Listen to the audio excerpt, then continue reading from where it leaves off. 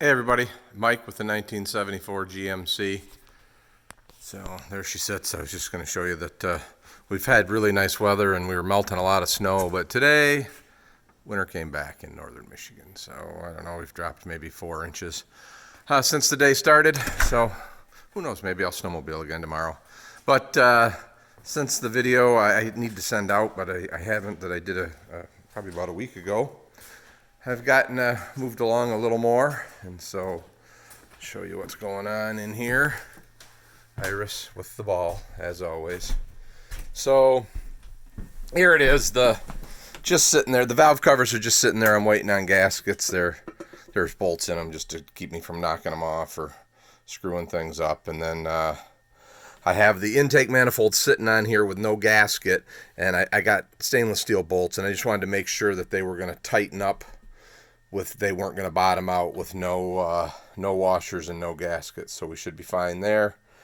I did end up, this is the second time I've kind of set this here, I don't know if you can see this or not based on the previous video, but I took another 1/4 inch off of that flange, and this hose is on just because I wanted to make sure that I could still get hoses on, because you can see how close that is.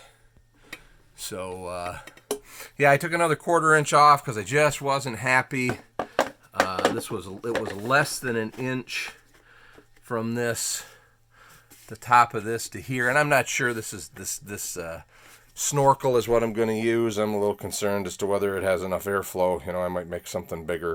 A couple of people commented on my last video about maybe printing something, 3D printing something, but so now I've got, it's a good inch and 1/8 between these two, which means I can still have a reasonably thick cover, hopefully not transmit a bunch more engine noise. I am going to have to cut the foam off and probably do a little work to the bottom of the 3/4 inch piece of plywood that's there to fit an air cleaner under there, but it's not nearly as bad as I thought it was going to be, so I'm pretty happy with that.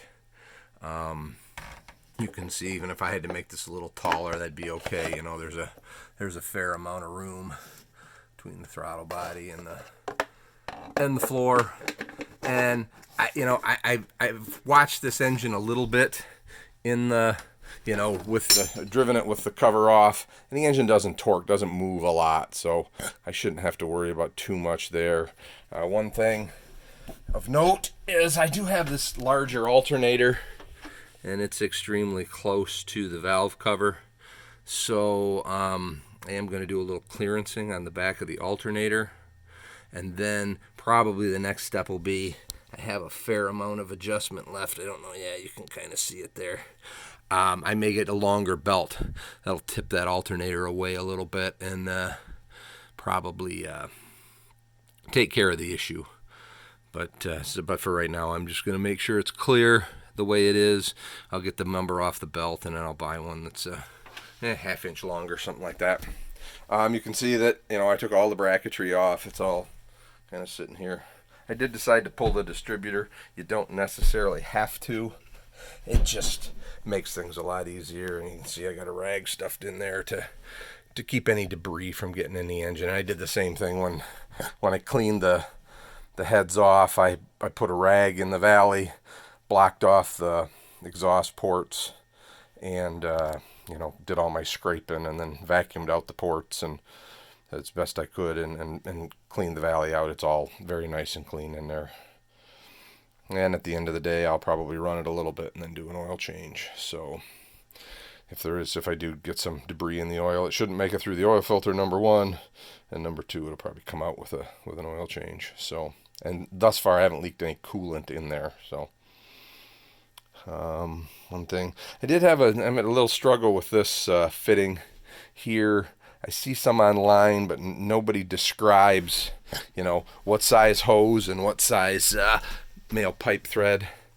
I did buy a brass one at the Home Depot.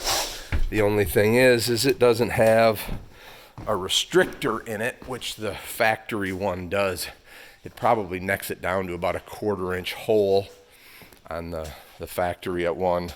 Not sure that's going to make a lot of difference, because I now have, as I explained in the previous video, I now have a heater valve. So we'll see. I'm not sure what I'm gonna do with that. I may just turn a plug and push it in there, or turn a washer and push it in there just to downsize that a little bit. But and there's my plates did hold up for the crossover block offs, so those were just thin pieces of stainless that I put in there, and they were fine. So not that I had a ton of miles on it, but they were they did their job and kept that crossover cool. The manifold didn't get dark or anything like that. So all right, hopefully next time you see that intake manifold will be fully installed.